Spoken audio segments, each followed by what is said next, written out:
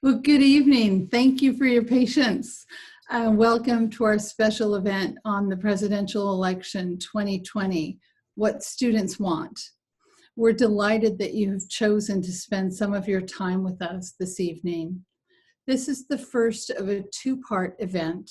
We will gather again on Tuesday, November 10th at the same time to take stock of where we are 1 week after the polls close. My name is Maeve DeVoy, and I am the Associate Director of the Walter H. Capps Center for the Study of Ethics, Religion, and Public Life at UC Santa Barbara. I'm very happy to welcome you here on behalf of our center's director, Professor Greg Johnson. Before we begin this evening, we want to take a moment to recognize that UC Santa Barbara is located on the unceded ancestral lands of the Chumash people. This event is being hosted by the Capps Center as a nonpartisan educational event. UC Santa Barbara does not engage in any activity in support of or opposition to any candidates for public office or ballot measures. Any views expressed by participants in this event, including those affiliated with UCSB, are their own and do not represent the views of the University of California or of the Capps Center, which operate exclusively for educational and nonpartisan purposes.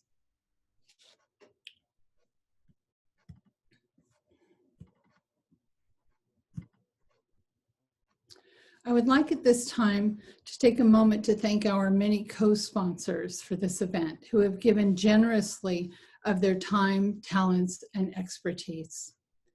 At the University of California's National Center for Free Speech and Civic Engagement, we thank Ms. Michelle Deutschman. On the campus of UC Santa Barbara, we thank the following: the Blum Center on Poverty, Inequality, and Democracy, the Center for Black Studies Research, the Educational Opportunity Program, Feminist Futures Initiative, Gauchos Vote Coalition, KCSB 91.9 FM, the Multicultural Center, and Student Engagement and Leadership. In addition to our panelists and our moderators, we thank Alma Loaiza Mendoza, Patricia Garcia, Sean Lemons, Aubrey Valerio, Lisa Osborne, Jennifer Kaiser, Dr. Joanne Nowak, Simone Stewart, Warsan Ali, Michelle Deutschman, Professor Alice O'Connor, and Dr. Viviana Marsano. If you need more information on how or where to vote, please visit the following: the Gauchos Vote Coalition, which you can find on the UCSB website, or vote411.org, which is promoted by the Nonpartisan League of Women Voters. A couple of days we would like you to keep in mind coming up. On November 4th, an event which unironically is called The Day After, will be a chance for members of various departments on campus to come together and talk about what has happened since the November 3rd election. Obviously, much is uncertain for most of us. This event, which will be held at 6 o'clock on Zoom, will be co-hosted by the Departments of Asian American Studies, Black Studies, Chicano-Chicana Studies, Feminist Studies, and the Multicultural Center and EOP. We will post information on that event as soon as we have it. On November 10th, we will hold the second part of this event, and it's entitled, Where Do We Go From Here? We will gather and convene the same panel with a different moderator to debrief and take stock in the aftermath of the polls closing, whether or not we have a decisive victor by that time, 1 week following the election. Professor Terrence Wooten of Black Studies will be here to help us ground ourselves and to provide much needed context. One final very important date is November 3rd. If you have not done so by then, please cast your vote on November 3rd. So we're here tonight to ask, what do students want with respect to this presidential election of 2020? I'd like to note that this event is live streaming on Facebook, and we are recording it as well. The video will be available soon on our social media outlets, as well as our website at capcenter.ucsb.edu.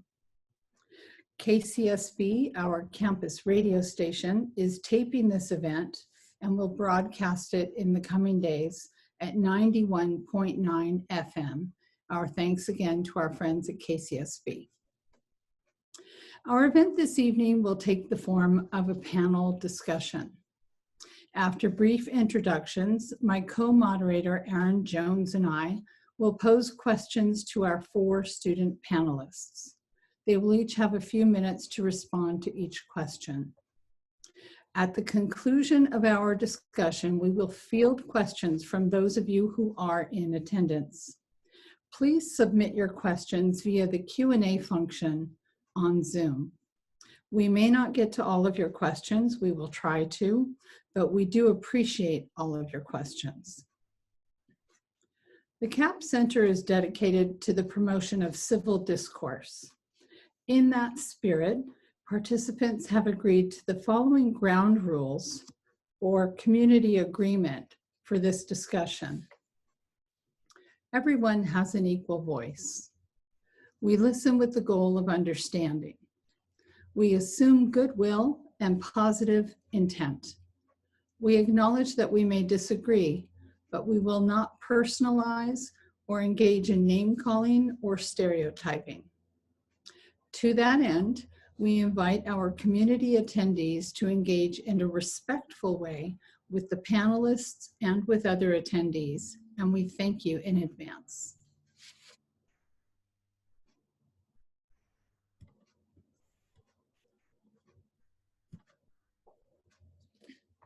For nearly 2 decades, the CAP Center has hosted programs and events exploring and discussing some of the most important, salient, and challenging issues of our public life. We continue that tradition this evening as we bring together a panel of UC Santa Barbara undergraduate and graduate students to think aloud about the particular political and social moment in which we find ourselves. We have a strong tradition of student voter registration on our campus. The efforts of the Gauchos Vote Coalition have actually served as a model for other UC campuses. As we have seen over this tumultuous year, students and young people, as is so often the case, have been at the forefront of the social movements and protests that have spread across the country and beyond our borders. They have led the call to all American citizens and to the American government to live up to this nation's stated ideals.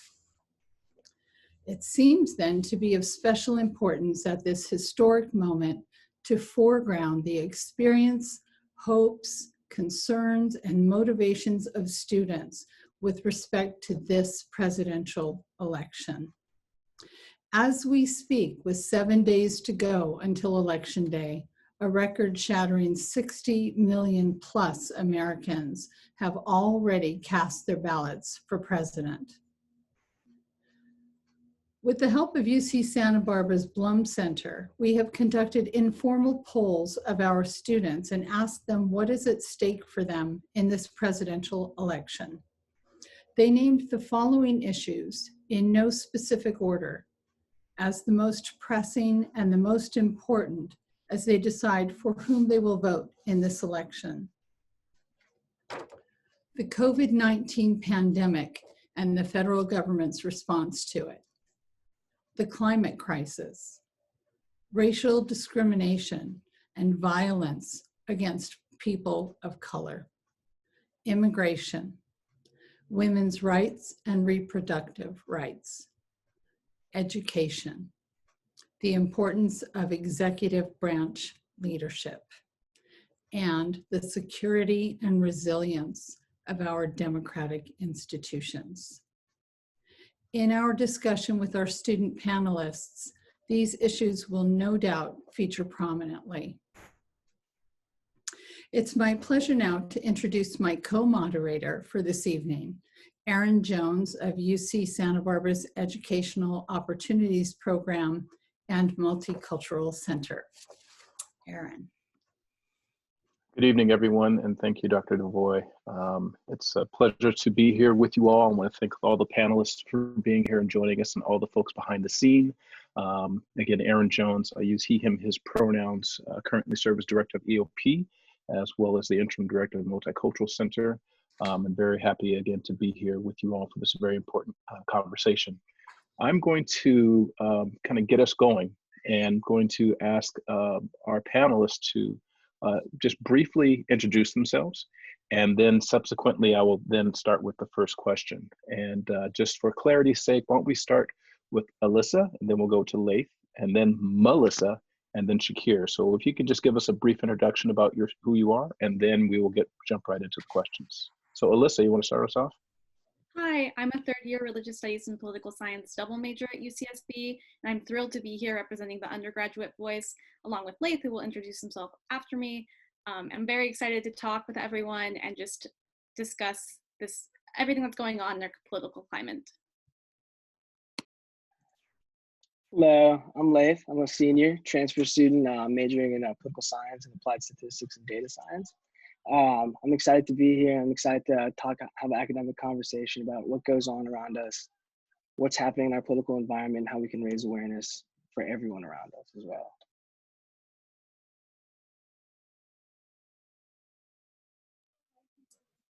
Hi, everyone. I'm Melissa Bartholomew. I'm a doctoral candidate in public history and doing a designated emphasis in feminist studies. And before coming here, I went to Golden Gate University School of Law for a law degree and have a master's in history and undergrad in history from UC Santa Cruz. So this topic is something very much of interest to me intellectually, academically, but most importantly, personally, as we're headed towards this really crucial election. So thanks so much for having me here. Hi, everyone. I'm Shakir. I am a PhD student in the Religious Studies department. A lot of my work looks at secularization, kind of how countries work. And so this sort of seems an interesting place to talk about how our country works and how we engage in that process.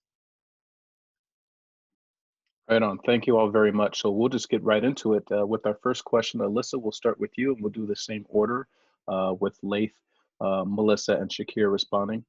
We appreciate you agreeing to participate in this public forum on the presidential election. Our gratitude to you is deepened by the fact that we live in a period of heightened and often very heated political rhetoric, when simply to take a stand on a political issue can constitute an act of courage. Given the political context in which we live, can you say a few words about how you are feeling about taking part in this very public discussion of politics? Melissa? I would say I'm personally excited, but that's also because we have community guidelines and a set rule of how we're going to communicate with one another, which is very reassuring. But I would say that on a day-to-day basis, it is a bit uncomfortable in our polarizing environment to have political conversations. And it's always a matter of having a conversation that turning into an aggressive debate, which is not the same thing as a conversation. So I am always worried and cautious when having political discussions, especially with people that I may not agree with about being sure that does not turn into a debate. Thank you, Alyssa. Laith, would you like to respond? Yeah, I'm a little anxious about it, but the excitement outweighs the anxiousness of it. It's awesome seeing a bunch of students that with a bunch of with tons of different perspectives on how they approach in the political climate that we have. Also engaging in educational conversations. It allows us to see multiple perspectives of what people hold to personally.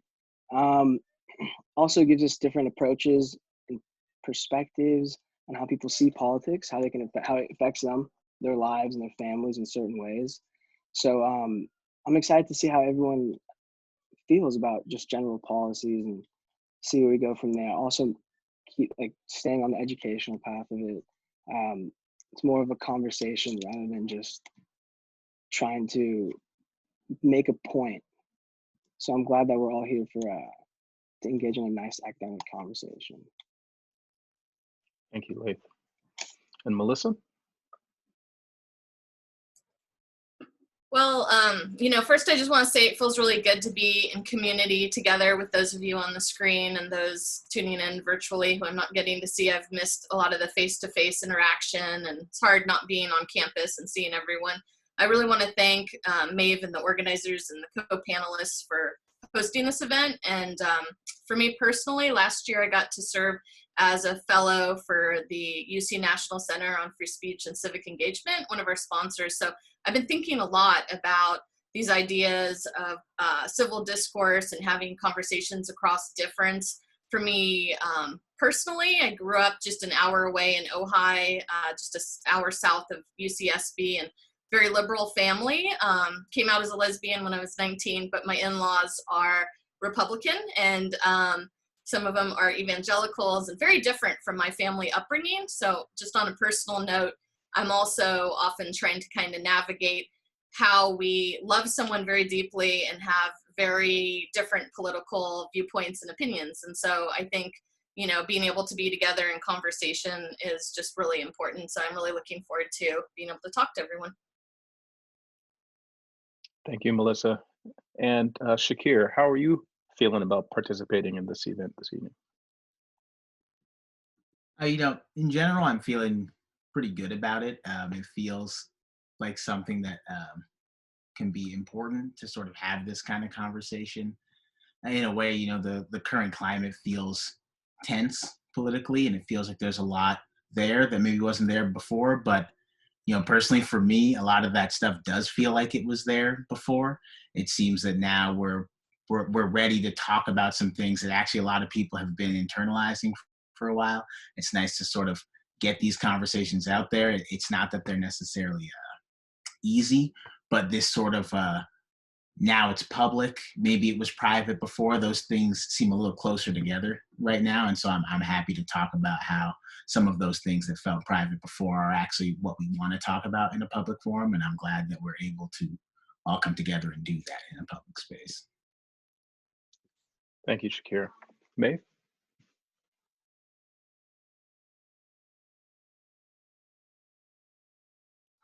Oh, Maeve, you're muted.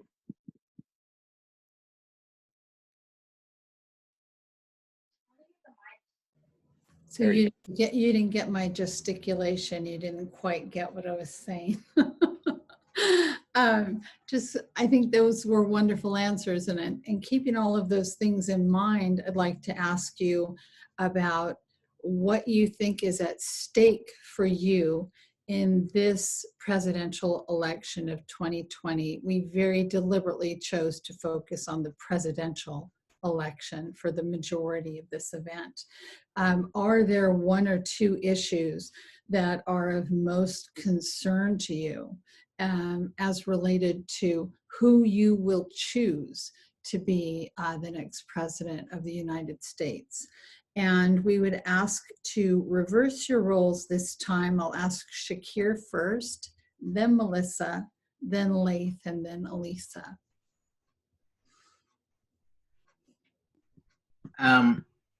Yeah, I think, for me personally, thinking about this presidential election, it's, kind of nice and kind of sad in a way. I'm looking at at what I think the options are and what I think this office kind of does. And I can't say that I'm looking at the presidential seat and thinking that this position is a position that's always occupied by people who would look out for people like me, for other people in general. That there's actually something kind of kind of cynical about participating in this election in particular. At the same time, it's fairly motivating, and it does speak to the potential of what's going on. But just looking at that presidential level, I think it's important for me to acknowledge that yes, it is important to talk about who could be president, to vote on who can be president, but this sort of position of the president itself has maybe got some things built into it that are kind of weird. And the kind of options that you get to make this choice are not necessarily the kind of options you want. That doesn't stop me wanting to participate. There are certain issues that seem important enough that voting now can make a difference. For me, I think particularly about the climate crisis is one that really resonates with me in terms of helping us think about how we are orienting ourselves to what's broader than us in terms of how we're taking care of, one, other people as a country, but also our planet, and that there's a lot really at stake in thinking about how we approach those kinds of issues. I think it's really important to take seriously a lot of stances on that and not to dismiss how complicated of an issue that really is, and how much work it takes for people to really form an opinion on how they want to approach questions like that. I know where I stand, and I have my reasons for that, but I'm also very interested in thinking about how other people conceptualize our planet and our responsibility to it. I also think that this year has really brought issues of systematic racism, police brutality to very central, and that these really do speak to things well beyond any particular race or any particular group of people, as a country trying to wrestle with, what is really quite obviously a very difficult, strained, and violent history. To be willing to sort of take that on is important. It's hard work. It's not going to get solved that quickly, but it does seem like it's visible. And so that now seems like a good time to grab on that for me. And I'm glad that that's in the conversation right now. Excellent. Melissa. Well, there's a lot of different issues that I'm really concerned about. I would say one is the rise in white supremacist hate groups and activity, and the sharp rise in hate crimes that has been occurring during Trump's presidency is something that I find really concerning. The FBI and CIA say white supremacy is the greatest domestic terror threat in the United States. And so when he has made comments about Proud Boys, stand back, stand by, and in the wake of Charlottesville saying there's fine people on both sides, I have found that extremely alarming. I almost feel like I don't even really have the words to express how concerning I find that, as well as far-right militia groups in Michigan wanting to kidnap the governor, Gretchen Whitmer. It's hard to believe that we would have a president who would actually tweet in a way in which he's kind of winking, nodding, and supporting folks from the right, who are hate groups and murderers, actually, skinheads, KKK, alt-right, things like that. The second issue, which I would say is tied to that for me personally, is also being really concerned about this idea of authoritarianism and the way that Trump tends to praise a lot of dictators. My own family, my mom was born in Nazi-occupied Poland during World War II, and she literally had swastikas stamped on her birth certificate. Her mom and dad and her two sisters all got hepatitis C when they were in a displaced persons camp after the war, and her parents died when she was really young because of that disease they got during the war. And she grew up in a Catholic orphanage until she was brought to the United States to live with a foster family. So for me, growing up without ever getting to know my maternal grandparents, having my mom grow up in that kind of traumatic environment, makes it feel very real when we express concerns about this kind of rise in authoritarianism. Also, when Trump was saying things in Minnesota about praising the eugenics of white people. And so for me, I just find all of that really unacceptable behavior. So in thinking about the president, it feels like a very low bar, but for me, it's like, I don't want someone who's tending towards authoritarianism and flirting with dictators and that type of thing. So I think those are the two key issues that I have on my mind first and foremost. Mhm. Well, those are big ones, Melissa. Laith? Yeah, going off of what Shakir said earlier, it's great to have to see who takes the presidential seat, but what's been in the back of my mind is seeing who he appoints to cabinets, certain cabinets. My focus, something that's really resonated with me in my life has been education. Growing up, living in North Carolina, education was completely different than coming here to California, especially from elementary school to high school. How teachers approach, especially how schools approach education. Going to a school in North Carolina, they focus more on athletics rather than education. They didn't really care about people going on to the next step next step in college, rather than focusing on their next step in sports, being a student athlete. So that's what separates the East Coast and the West Coast. Also, I was really looking into Betsy DeVos's policies, because she's the head of the Department of Education, and it really intrigued me. There's a lot of especially during the COVID pandemic, a lot of people needed help. A lot of undocumented students really needed, that were really desperate for money. They needed that, but yet money was taken away. Almost $200 million, if not almost $500 million, was taken away and put into private institutions, religious institutions that they had no benefit from. That was really something that really brought my attention to who the next president would appoint, especially in education. The next thing was immigration.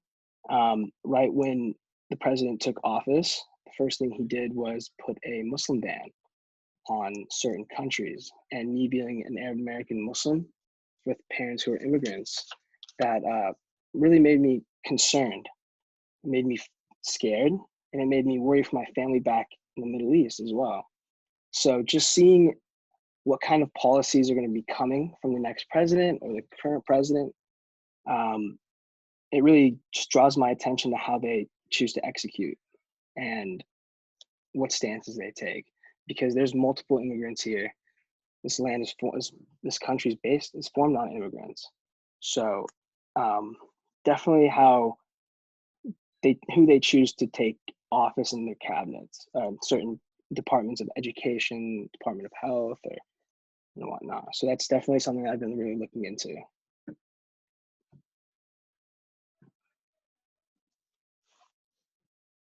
So you're thinking, like, really beyond just the person, but the appointments that then Yeah, have domino effects throughout exactly. various Because sectors of yeah, society. yeah, Okay, because it's not just domestic politics; it also is an international scale. right. Okay, thank you. And Elisa? I can't help but echo everybody else's statements. I agree with them all. Education is also a very big deal to me. My mom has been working in public education forever, and so she really instilled in me the importance of a free education, especially for K through 12. And so education has been something I've been looking at a lot for cabinet positions. Another thing that really is something I think about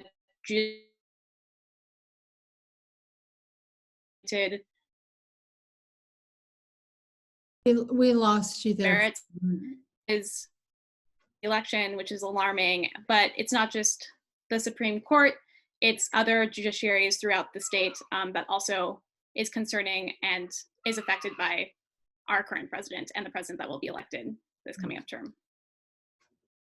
Okay, thank you, Elisa. Aaron? Yes, thank you all. This past year has shown a growing awareness of inequalities that exist within our democratic institutions, such as healthcare, criminal justice, and, as has been mentioned, education. We have also seen millions of people take to the streets to demand change. Have the past several months of protest, unrest, and backlash affected your confidence in our democracy with respect to our institutions, systems, leaders, and the power of ordinary people to affect change? Melissa, would you like to start? Sure.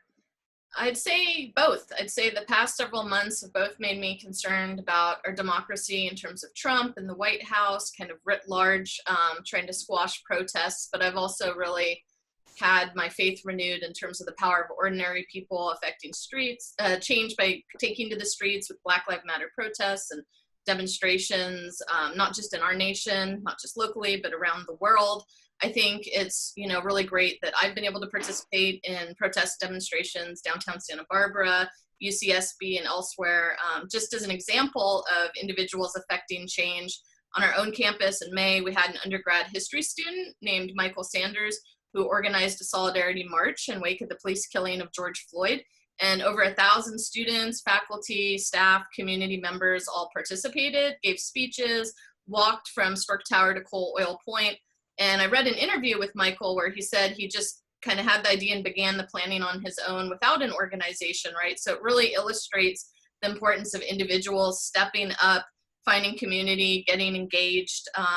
You know, he said he worked with the UC Police Department administrators in advance to make sure it would all go smoothly, which I think is really great. And you know, if I want to talk about the negative, the flip side of the White House and the administration, I've been really shocked by Trump trying to put down BLM and put down protests, in particular the clearing of Lafayette Park, where it was Attorney General Bill Barr and the military and senior administrators flanking him, you know, crossing the street so he could hold the Bible upside down in front of a church, and used local police officers as well as federal officers to tear gas, beat, shoot rubber bullets at peaceful protesters who were within their legal rights to protest. It wasn't even a curfew yet or anything. And to see them beating journalists, targeting journalists, was just really horrifying to see that on the news, as well as Portland, Oregon, having the Department of Homeland Security sent officers in Army fatigues that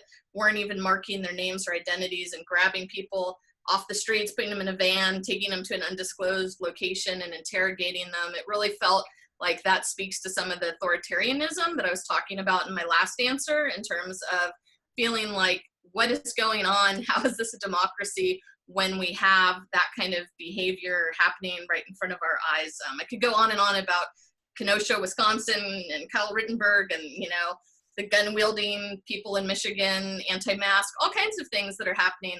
But we just want to think about, yes, like First Amendment rights are so important to everyone, especially minoritized communities, if we think about the civil rights era and now, but those rights often, you know, in the implementation, whites are able to have an AR-15 and spittle fall on the noses of the police officers in the Capitol building in a way that would never happen or be tolerated, like with the BLM protest. So those are some of the things that are really on my mind right now. Thank you very much, Melissa. We'll go on to Shakir, and then after Shakir, we'll go to Laith. Yeah, thanks, Melissa, for, you know, bringing to mind some of the actual specific context we're thinking of in terms of understanding this, you know, a situation of unrest and you know, the vast kind of protests and backlash that we're kind of seeing. You know, from my perspective, this kind of reaction, this kind of unrest, it does not really affect too much of my understanding of how systems work. You know, that, you know, approaching it as systems can do these kinds of things to people. This kind of systematic violence is actually super common, super recurring, and it's not a surprise that it's happening. I am a little surprised at the organization around saying something about it. There does seem like there's something about people wanting to pick a fight at this, and you know, I want to make it. My point is really that it actually occurs a lot all the time. What might be different is the way that people are responding to it. Not that it's happening, not that it got worse, not that this is the first time that various groups of people are killed for no good reason, are hurt for no good reason, are held down for no good reason, but that we might see people coming to say something about it, which, you know, does seem a little different. It feels special. I don't know if that's just because I maybe am paying more attention now than I did when I was younger. This is only the second election I've been able to vote in. I don't know if it's really just comes with the territory, but it is something that that I've noticed. I think it's also important to remember the context that we see a lot of this visibility come up in. It comes up in a context where, in a pandemic context where relationships to your job, to your income, to the amount of time you have, everything gets changed in a way that is really quite different for people on a day-to-day basis. And when things are very different, the amount of emails I see, people say anything and they acknowledge what a strange time it is and how different it is right now. And that even the positive things that we see in this time, we have to understand as emerging in a context where things were quite different. And when things are quite normal, would we really see these kinds of things occurring? It's a question to think about, how these things kind of emerge out of a context where there are special circumstances that we can all sort of agree are special. It's not always easy to agree that the circumstances are special. The changes, there seems like a lot of potential there. They seem good to me. I can't say that I've ever been particularly confident in our democracy in general, at taking it as a thing on its own that's just going to optimize people's quality of life, their chances to succeed, their chances to just live. Democracy seems like something that needs a lot of steering. And I think it seems quite helpful now that we might be acknowledging how much steering that actually takes, and that really people need to get behind directing the kinds of things, the kinds of policies, the kinds of people that we put in positions of power, and that just sort of saying democracy on its own takes care of everyone was never really true. And that it might be nice to kind of see how people can acknowledge the ways that the actual system we're participating in has its own sort of need to be steered and need to be influenced by people coming together. Thank you very much, Shakira. I would certainly echo our need to be engaged citizens, right? Laith, you want to respond? Yeah, so what got me in this question was it says the power of ordinary people to affect change. I wouldn't say any of us are ordinary people, especially with everything that's going around. What we've done here in the United States, especially these past couple of months, has spoken a multitude of levels on the international scale as well. I looked at most of these questions and compared them to some things that have happened internationally. Like, for example, in Britain, Hong Kong, some European and Asian countries and Middle East countries, people have stood up against their government's corruption. We've exposed multiple things, whether that comes from tearing down monuments that have racist sentiment and that carries on the legacy of slavery. We've exposed police brutality. We've done so much to drag attention to what should be right, what people should be focusing on. The power of ordinary people, I think it carries more power than what the government has. People have, especially people in the United States, they're very big on attention to detail. They can expose anything at any time. So within comparison of different countries, also in Britain, they've torn down multiple statues who've had racist sentiment. And, in Hong Kong, people fighting for democracy, they're right. I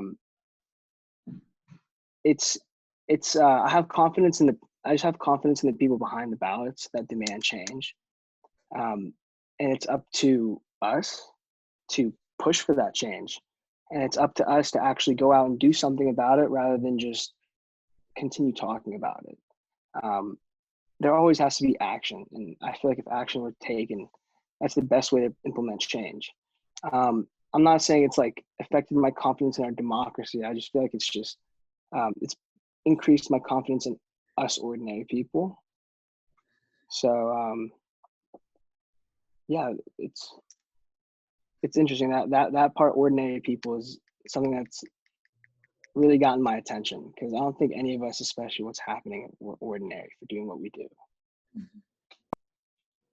Right on. Thank you, Laith. Alyssa, would you like to share some of your thoughts on this in response to this question? Yeah, of course. I have to agree that I too don't have much confidence in our democracy. I have some confidence, but it was already lacking prior to the 2016 election. And I'm very happy that this is the first election, general election, that I get to participate to and actually hopefully have my voice heard. I do think our government does need a lot of steering, and I agree with Leith that there is a lot of power within the public and the people to rise up and say what they want to say to make systematic change within our government. And it's very important for people to keep taking action. And I find it very harrowing and very impressive that people keep taking action, even when, like Melissa said, their First Amendment rights are taken from them or they're thrown into jail for protesting, as they have every right to. So I think as long as the American people don't stop taking action, we can see systematic change within our government.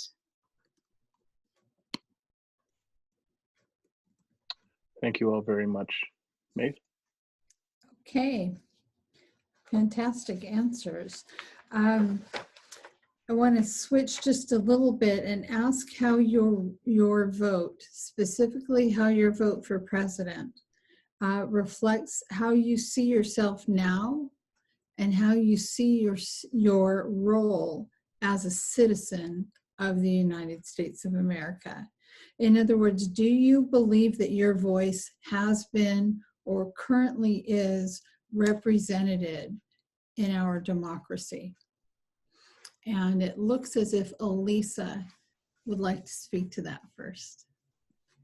I would say it's a bit of a complex question. On the presidential field, I don't believe my voice specifically is heard or being represented. And I'm a little bit sad to say that no matter who gets elected, I don't think my voice will be necessarily represented. But I think participating within government as much as I possibly can, whether that be registering people to vote or helping local candidates get elected, makes me feel more of an active member within my democracy and makes me feel more represented. So even if I don't see my voice being heard on the presidential scale, I definitely feel that it can be heard on the city and state scale. So can I just ask you a quick follow-up? This isn't really part of the format, but it seems appropriate. Why do you feel that your voice is not really heard on the presidential level? Is it just because of the mass of it? Is it because of the distance between you as a citizen and Trump or Biden on the campaign trail and eventually in the White House? It's a bit of both. I think on the mass scale, yes, it's difficult to be heard as an independent citizen. I think if I do have concerns and I want to be heard, there are actions to take to be heard, like the protest or other revenues to go through. But I also do think it's just the distance from me as a citizen who's in a younger age demographic and doesn't have a ton of money to donate to political candidates to make them hear me is a little bit hard. It makes it harder for me to reach people that are on the presidential scale. Are most likely to listen to people that donate to them or consult with them or on their campaign. Or perhaps it's you as the individual, but if you're in a group of other people aligned with other groups of people, then you gain some sense of, then you have a voice, a larger voice that can be heard. Exactly. There is a lot of power to having a group behind you to enact change. Power to the people is the phrase. Okay, so thank you, Elisa. Leith, you wanted to have something to say about this. Yeah, I'd agree with Elisa. So I feel like my voice isn't really heard in the presidential election because of the electoral college. Looking at that, is electoral college is kind of tough. If we're talking about majority rules, maybe then I would change my mind, but I'm gonna have to say no. But I was focusing on the state and local governments. I definitely feel like my voice would be heard on that because previously when I was in community college, I was a student senator. I was an academic student senator for a department, and I was working a lot. I had to give up a job because I was investing so many hours without pay. So what we did with a group of fellow students that were in Senate with me, we continuously nonstop went to the Board of Education for the community college in our area for Orange County. And we constantly tried to send letters, show up to meetings, try to say something to the Board of Education for Orange County for community colleges to change something about community college kids not getting paid, but yet having to do full-time work. And then after that, eventually we got paid. After 2 years of being in student government. I get that's something that we ran for, but the work that they had us doing was a full-time job with no compensation. And I did it for obviously the good of my heart, just to help other people and help students get an avenue and for different resources that I wouldn't have known about if I never was given, if someone didn't tell me about it. Mm-hmm. So being a liaison from administration to students, it was great. And it was even better showing up and trying to demand for change, just to give our recognition for this, what the students do for other students as well. It took a while. It took from summer till the end of December. So probably 6 months, just trying to get a little bit of pay, but eventually voicing our opinions and voicing how we felt definitely made a change. And for that, on state and local governments, I definitely think that my role as a citizen and my role under democracy definitely was heard. And so are my other fellow constituents and colleagues. Okay, wonderful. Shakir, you're next, I think. Yeah, thanks, Maeve. In a sense of how it feels, I think I kind of have to agree with Alyssa and Laith here that it doesn't necessarily feel like there's a ton of representation occurring for my voice, but when I think of my role as a citizen, that role, I think I would rather think of it in a more plural sense. That I have a few roles, and actually that I have a few voices as well, and there are certain voices that feel much less represented than others, but there are actually some that do feel fairly represented. Looking at what we're doing, looking at who candidates are, looking at the interests of those candidates. For me, I'll just pick 2 ID polls. I can easily understand certain things about myself as a man. I can understand other things about myself as a Black man, and what race does to understanding what my voice is racially, what my voice is in another sense, and that trying to participate in groups and communities to sort of do things around those is really, it can pull in some different directions. And that's sort of what contributes to making it feel like there's no actual clear representation, that it doesn't feel centralized. It feels like there's a lot of voices that I have. You try to do what you can with the avenues that you get along certain ones of those voices. And, that's what I think a lot of us try to do. And I think for me, really the feeling ends up being that there's a lot to my role. There are a lot of voices in my person, and it's hard to balance those things. It's hard to feel like our current political climate is interested in helping people balance those things, and is interested in helping people sort of find a way to sort of shift the power of some of those overrepresented voices to some of those underrepresented voices, for which I actually embody some on each side. And so that feeling ends up being, that's the weird feeling for me, is that maybe certain interests of mine are overrepresented while others are underrepresented. And trying to come to terms with that feels weird. And I mean, well, we're voting, and that's what we're trying to do about it. Right. Well, it sounds like you're saying that there are a multiplicity of things that you are interested in doing, but you're constrained by forces outside of yourself. Is that right? There's a lot of constraints, and certain ways that I identify certain things that feel like they impact what I'm able to do are constrained way more or way less.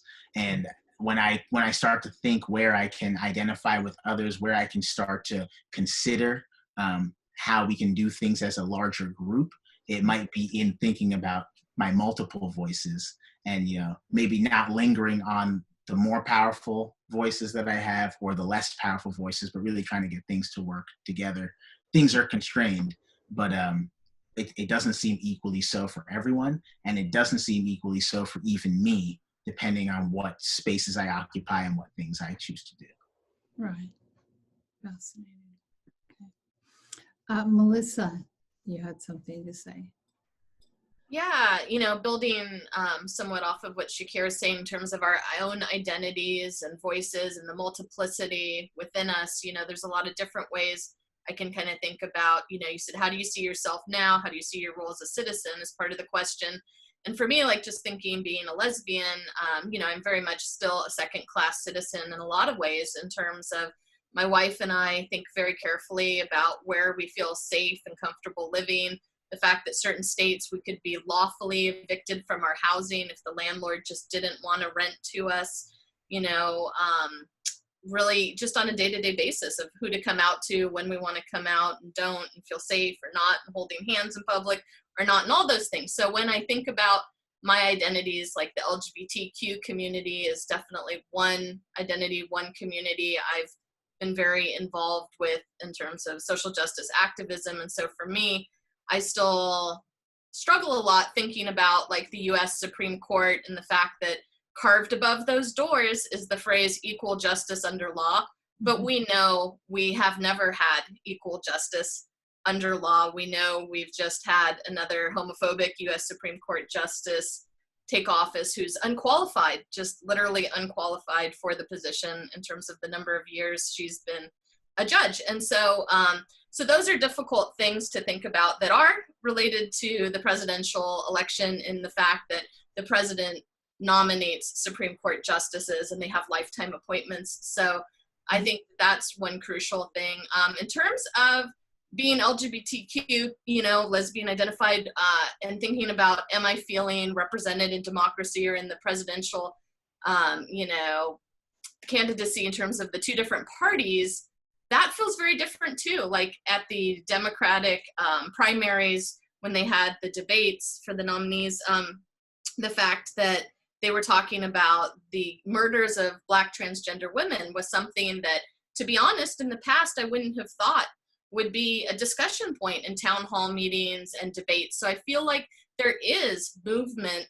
It might be lip service. I don't know if Biden's elected, if we would follow up on that and make sure that actual concrete real change happens.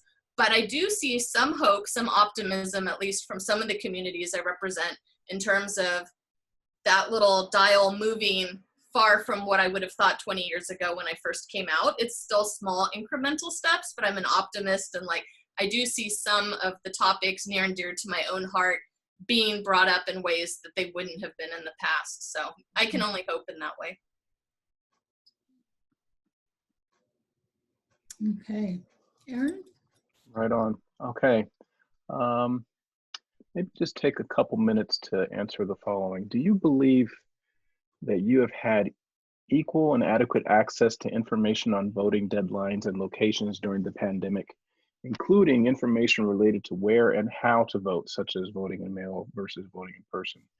And also, do you think voting is accessible to all those who are eligible and who wish to vote? Leif, why don't we start with you, and then we'll go to Alyssa. Yeah.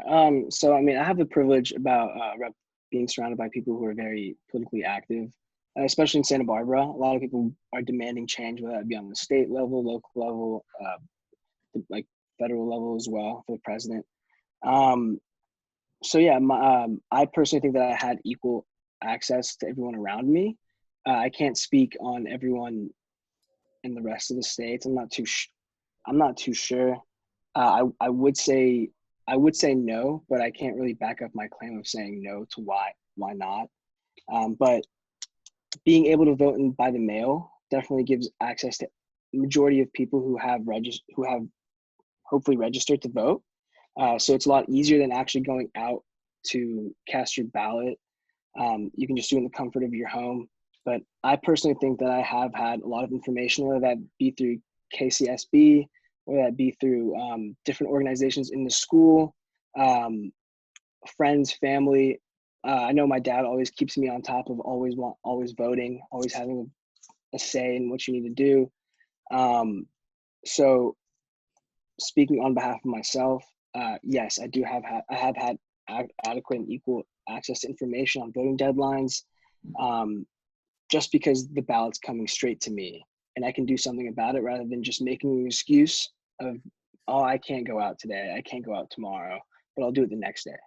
If it's right here in front of me, I know give it the chance, give it the time of my day to submit it and to do it, just so I understand like that there's my civic duty, and that everything that I've focused on and everything that I stand for is being represented in our democracy. Thank you very much for that, Laith. Why don't we go on to Alyssa, Alyssa, and then Melissa, and then we'll do Shakir. Yeah, so I have to agree that personally, I have the information of where my voting location is because I'm a volunteer that calls people to make sure they have a voting plan and how their vote by mail ballot. But when I do call people, a lot of them don't have that information and don't know what to look up, which is unfortunate. And I think even though I can say I have the information and know what to look up, that's not true for everybody. And it's not fair to believe that everybody has that information. And also the accessibility to being able to vote. Luckily, polls are opening earlier and you have early access, but there are still people working that can't stand in line for hours to cast a vote. There are people that rules are being changed in certain states about vote by mail and therefore don't really understand what they have to do, especially for absentee voting, where in some states you have to get a second signature and others you don't. So I do think there are limits to everybody being able to vote. I think because of the COVID crisis, those limits are dwindling a little bit, but not enough to ensure that everybody has an equal access to vote within our country. Thank you, Alyssa. Melissa, would you like to opine? Oh, you're muted. It was bound to happen. There's a lot of questions. Yeah, you know, I feel as though I have been able to get the information I need. I already cast my vote. I feel pretty good. I'm really worried about voter intimidation, and I'm worried about voter suppression in certain other parts of the country. I mean, California, bad things happen too, but you know, when I look and see on the news, like in Georgia, people waiting in lines 5, 6, 8 hours, you know, in no way should that be happening in the richest nation on earth. You know, we don't have a centralized federal-based voting system, which is an anomaly.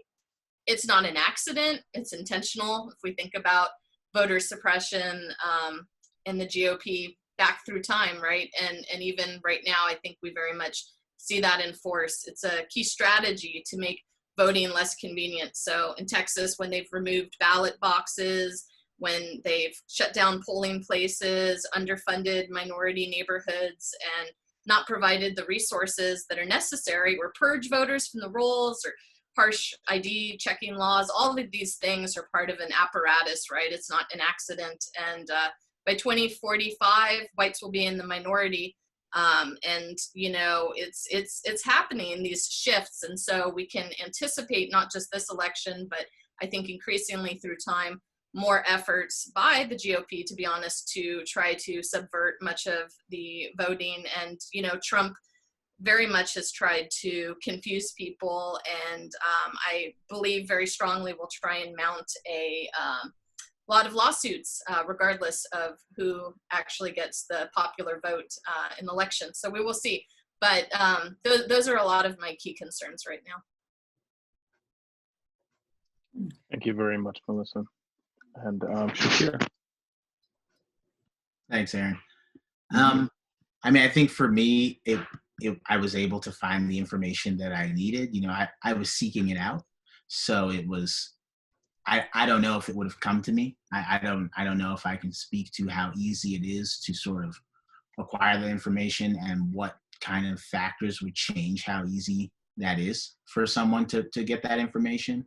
But, you know, the question itself kind of makes me think, do you think voting is accessible? It is just, you know, like what voting is. And like, you know, this sort of sense that voting is powerful. And because of that, voting is a very difficult thing to secure in a very equal way. You know, we can document efforts to affect the ways that people are able to vote, that people have access to voting, that people think about voting. And it ends up being kind of complicated in my mind. We look at how many people vote, we look at where people vote.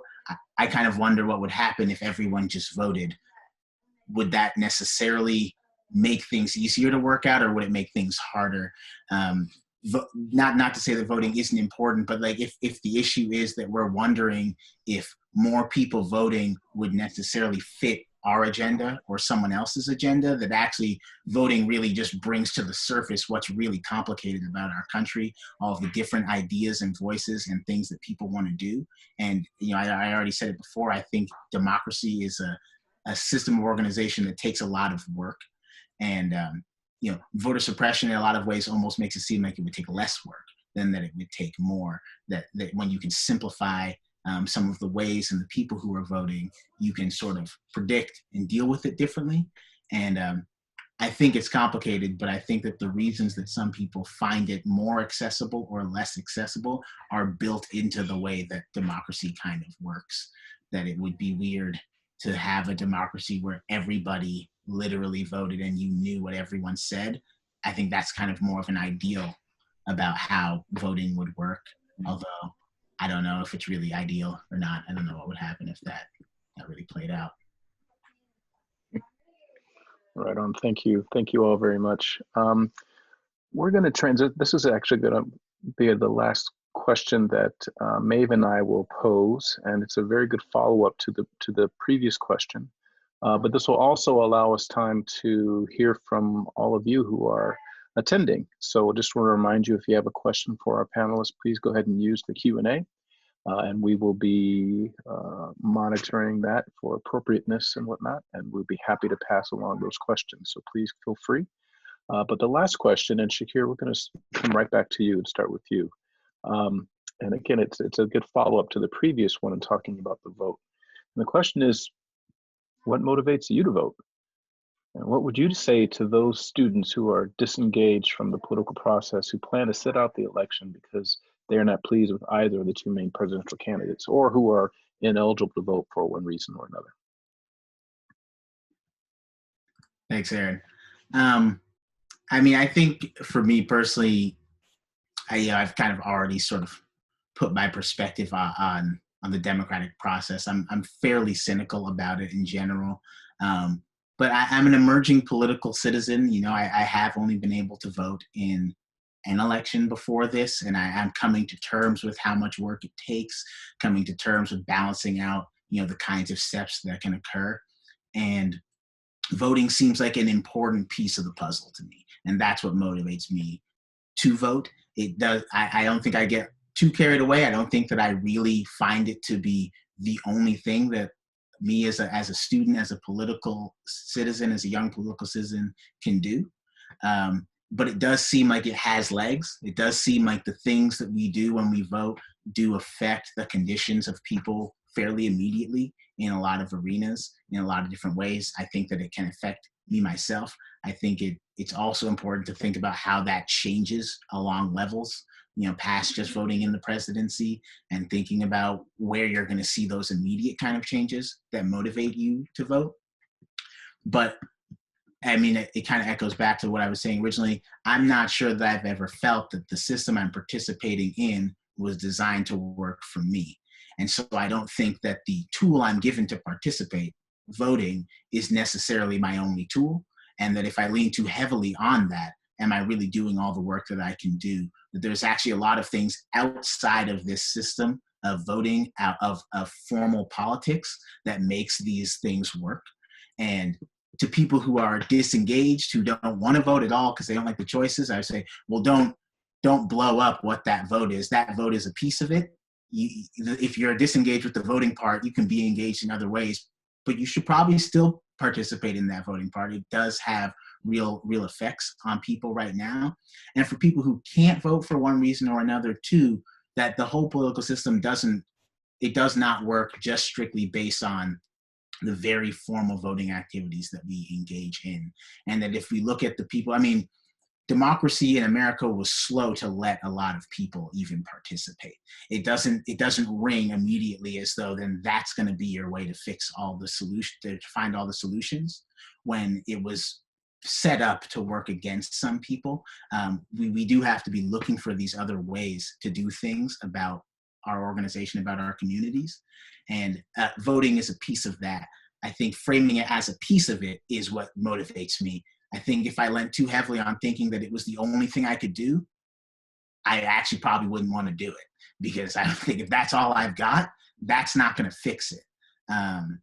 If I've got some other options, they're not that easy to find too. Once again, democracy takes work. So I want to try to find them. I want to try to find people who want to find them. And if they're voting, if they're not voting, I think voting does something. I think it matters to people fairly quickly, to different groups in a lot of different ways, and it's worth doing.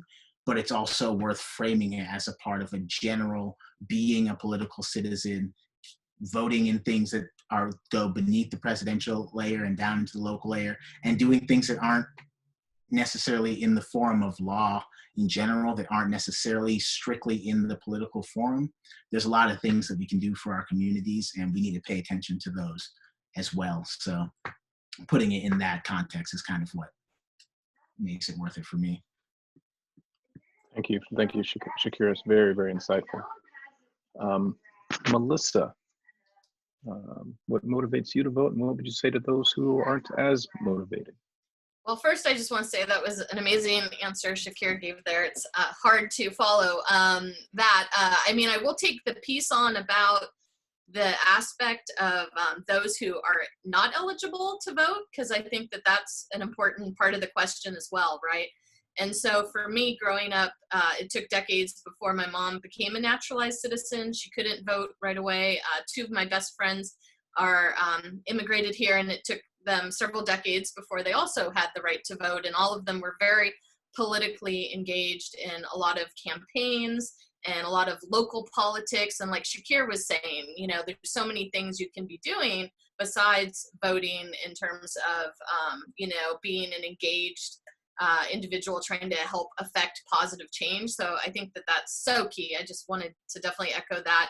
As far as voting itself, I do think, it's important. I'm terrified of our current president. So, for me, I'm hoping, people care. It's hard to understand for me on a certain level, being apathetic, but I think that apathetic aspect for some people is tied in with anger and frustration, like perhaps of not having as progressive as a candidate as they would like. So there's also that side of it, which I can totally identify with as well. And so I would say when you're voting, if you don't like the presidential candidates, you can write in your own name and you can vote for everything else on the ballot, because there's a lot of important stuff going on with local level, right? People running for office and ballot measures. And so, make sure you go in prepared that there's like a bunch of stuff you're voting on and not just president. So I think that's probably the main thing I would say. On the news the other night, they said, I had no idea. I'm a historian. I didn't know this. I just have to share this. It said,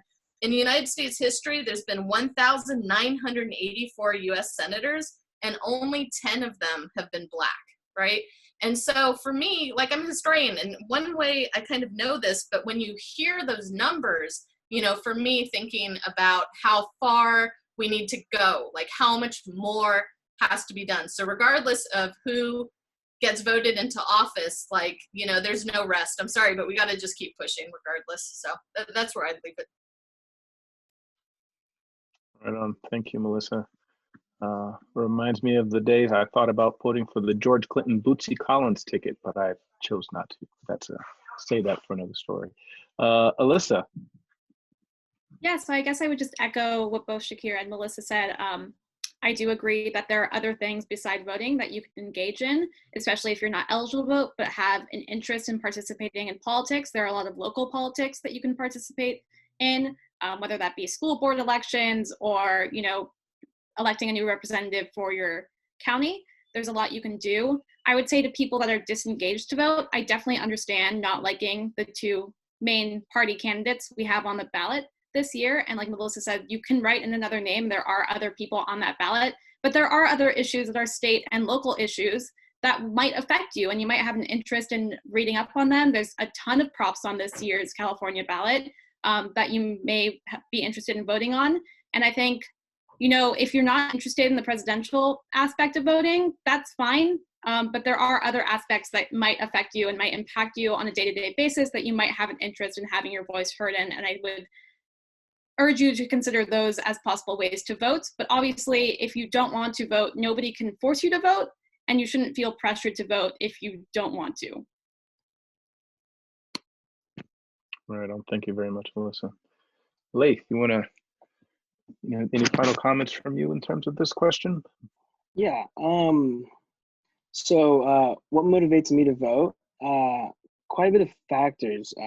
One being a child of immigrants, being a child of Arab Americans. Well, I am an Arab American. My parents are immigrants from the Middle East. Some countries in the Middle East don't really have a voice in what happens in their politics. Given the privilege of living here in the United States and having a say in what happens in my state, in my city, it's more than a privilege. It's something that I shouldn't be taken for granted. And it's really interesting because a lot of family members that I have aren't able to vote just because they're immigrants, so they have to have there's a huge process, there's a long process that goes behind it. Me being born here, I'm naturally a citizen, and I have a say in what happens, especially when the first election came out with Trump saying there's a ban on Arab Americans. I truly was scared for my family that was here and my family that's in those countries. Even though that they don't live here, the politics that happen here, the policies that are implemented here, are affecting them thousands of miles away. So my ability to voice my opinion and voice something at least definitely motivates me to vote. Additionally, for the people who are disengaged from voting, especially with the two candidates that we have, who knows? I personally don't sway either way. So I would urge you to look at other political parties, maybe independent, maybe green. Look at their policies, look at what they have going on, see if that matches up with something the Democratic or Republican Party. Not only on the presidential platform, but also on your state platform, your city and your local platform. If there's something that you may not really agree with, look at other alternatives. There's always a next person up who has something that you may like. So look into that and then see if you can compare and contrast. I've been told that since you were a little kid. So see what interests you, what motivates you. And it's fine if you don't want to vote, but there's a bigger meaning to it than just sitting out. You should definitely look into different alternatives and different people who carry something that you could agree with, and then try and see if you can compare that with the two people that we have, the two choices that we have. I wouldn't say sit out. I would say just do some more research. Just look into it. It wouldn't take 5 minutes, 10 minutes. Just look into it, and then you can go from there. And then people who are ineligible to vote for one reason, say they've been incarcerated, they're a previous felon. There's other reasons, there's other methods, there's activism. You can go out into the streets and protest. You can go voice your opinion. You can draw a crowd. You can bring a whole following with you who are eligible to vote. Just because you can't, you can just, your motivation for other people can take a huge change. It can grab at least 5. 5's better than 1. It can grab 10. Those 5 people just know more people. So what I would say is always be aware and always be socially active, because if you can't do something, the next person up could help you out, or you could help them out, and then that goes a long way. Right on. Thank you, Leif. And thank you all very much for your continued insightful comments and your honesty. I wanted to bounce it over to Maeve. And there are some questions are coming in the Q&A, so thank you very much. Keep it coming. Maeve, did you want to field one of those? Or would you like me to? Can't hear you, Dawn. Yeah. The first one is a little bit funny. It's asking if that is a photo of Richard Nixon behind me. And it is indeed a photo of Richard Nixon behind me. It's a framed photograph that my landlord and landlady got for me in an antique store in Alexandria, Virginia, many years ago. And they got it for me because I wrote my dissertation on Richard Nixon. So it has a place of prominence in my office. The other question, which is more substantive, is, hold on one second, let me make sure I can find it. If this is a webinar about, and I want us all to think about this, this is something that we all thought about and talked about as we put this together, and it's a legitimate question. If this is a webinar about what students want, how come every panelist has the same political view? Why are there no Republican views in this very important discussion about the presidential election? So I can begin by saying that that is something with which we wrestled. We tried very hard to get balance on the panel. And I can attest to that, that I spent a lot of time trying to do that. And we also spoke as a group very many times about how we wanted to maintain a nonpartisan view and include views that were not necessarily far left or far right. And I think, honestly, we've heard that in this discussion this evening. I don't think that we've had a far right comment or person. You can correct me if you think I'm wrong, but I think we have had quite a balance in this discussion. And I don't want to call out particular panelists, but we've had many comments that have been far more, shall we say, centrist or far from the left than we have on the left. And I don't know if anybody else wants to kind of comment on that. Laith. Yeah, so I personally don't sway either way. So why aren't there any Republican views? It's interesting because if we were just focusing on like domestic things, if we were focusing on international things, I'd definitely give you some more information on, or like just what I can. Sorry, there's some background noise. What was I saying? If we're talking about on the international scale, there's obviously some things I do not agree with on the Biden campaign whatsoever internationally. If we're talking about domestic politics, we can talk about how Kamala Harris's prison reform previously, how it's completely changed, especially she's become the vice president nominee. But we were just talking about specific things on voting rather than just why don't we support this person for one reason, why don't we support that person for another reason. I wouldn't say there are some views that I may not agree with some people. They don't agree with me. We agree on some things, but I feel like we were just focusing more on how can we push someone to vote? How can we bring awareness on possibly bringing change rather than just having a discussion of saying, yeah, this person agrees with this candidate and I don't like this candidate for everything he or she represents. I personally have my own discontents on the Trump administration, and I have my discontents on the Biden administration. But we weren't specifically focusing on policies more than we're focusing on how can we get students engaged on voting. We're not telling this way one way or another. You do what you need to, but I feel like this whole conversation is just looking at how can we get more civic engagement from students, because the population, we have millions of 18-plus-year-olds from 18 to 25, 18 to 28, first-time voters, just maybe just to get them to vote rather than just talking about, yeah, I'm a Republican, I like this, I don't like Kamala Harris or Joe Biden, or yeah, I'm a Democrat, I don't like Trump because this and that. That was my take on it. I think that's really good, Laith, and I do think that the nature of the questions was such that we were trying to get to your motivations and where you see yourselves in the present and your current experience, not with a direct line from your experience to voting for Trump or voting for Biden. That was the way in which we framed these questions. I thought we did so fairly and allowed for a multiplicity of really rather nuanced answers to those questions. Does anybody else want to weigh in on this issue? I believe Shakir wanted to weigh in.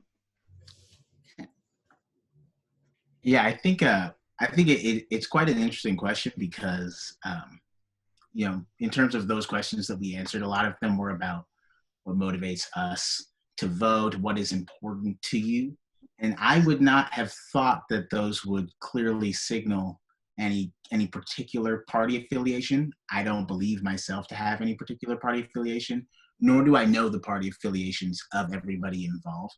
Mm-hmm. So but it's interesting, the fact that it is read as, well, you all are of the same political view actually might tell us something about, what's really at stake and what's going on, is that people are able to read into where you stand on questions of just, well, what are your issues?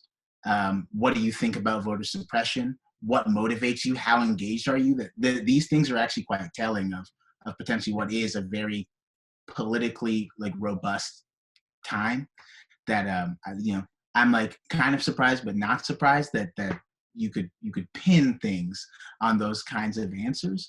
But at the same time, I think it speaks to what we're doing in this kind of discussion, and what we're doing by voting right now is that these things are falling down a lot of different lines, and we can find ways to identify with a party or an agenda on a lot of different things. And that even for us who maybe are here trying to think about how to talk in a public way or how to hold a public forum, that the ability to read those things can be really different for a lot of different people. And what seems like it might be quite neutral in its attempt to be neutral might actually be quite partisan.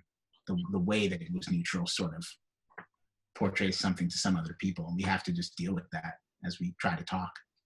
I think that's excellent, Shakir, and I also think that it brings us back to our first question, which was asking all of you to tell us how you felt talking in a personal way about voting and your political motivations, not who you're voting for, but what your motivations were. And did that expose you to certain things because of the really fraught moment in which we find ourselves? So I think that kind of brings us right back to that first question. And I really liked your last answer. And I hope that for the anonymous attendee that was an adequate answer for you. If it wasn't, we will be back on November 10th. And we may or may not have a decision by then as to who the 46th president of the United States will be. So I think that we will stop here, but I have a few remarks. I thought that this was really a very thoughtful conversation, even when it brought up issues of cynicism with respect to voting. That isn't exactly what we want to hear, that people are cynical about voting. We want people to vote. It's important to remember, I think, that most of our panelists are pretty new voters, haven't had a lot of experience voting in national elections, for sure. But I think it also gave us insight into the strengths and shortcomings of our system. For example, the way that the federal election relates to the local and state elections, rather. So despite these kind of conflicted things, I think I find myself leaving this quite hopeful, because it seems to me that everybody, although they may grapple with a bit of cynicism and with a bit of a feeling that they need to compromise, and compromise is a dirty word these days in politics, right? That they might have to compromise. I still find myself hopeful.